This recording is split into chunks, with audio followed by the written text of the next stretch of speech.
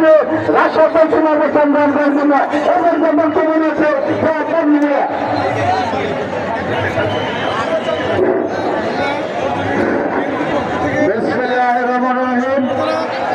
আজকে ওয়াপুর থানা এবং পৌর বিএনপি কর্তৃক জননেতা আব্দুল সালাম পিন্টু সংগঠনের সভার সম্মানিত সভাপতি থানা বিএনপি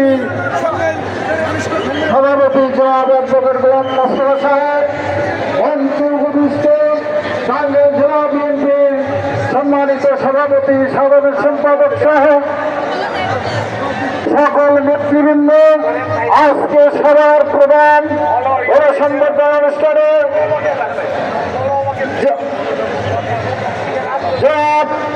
আপনাদের সকলের প্রাণপ্রিয় নেতা বড় মানুষের নেতা মুসলিম জননেতা আব্দুল সালাম পিন্টু বড় সংবর্ধনার জন্য আমরা যারা এসেছি এবং যারা এসেছেন বিভিন্ন ইউনিয়ন এবং থানা থেকে সকলকে আমি রাজশাহী ইউনিয়ন বিএনপির পক্ষ থেকে আন্তরিকভাবে ধন্যবাদ এবং মোবারকবাদ জানাই। পাশাপাশি আজকে আমরা এখানে যারা সমবেত হয়েছি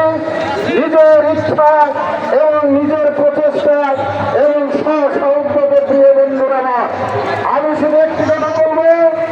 আজকে যে নেতার বড় সম্মাননা দিতে আমরা যদি এই নেতা আমাদের মাঝে আসবে কি আসবে না, দুনিয়ার কাছে থাকবে কি থাকবে না, এর কোনো নিশ্চয়তা ছিল না। সেই নেতা এবং তার সিংহস্পদ ছেড়ে দেয় সুলতান সালাউদ্দিন টুকু দীর্ঘ 17 বছর আমাদেরকে পরিচালনা করেছিল। আজকে সেই দুই ভাই আমাদের আপনাদের সকলের মাঝে পদার্পণ করছে। আমি শুধু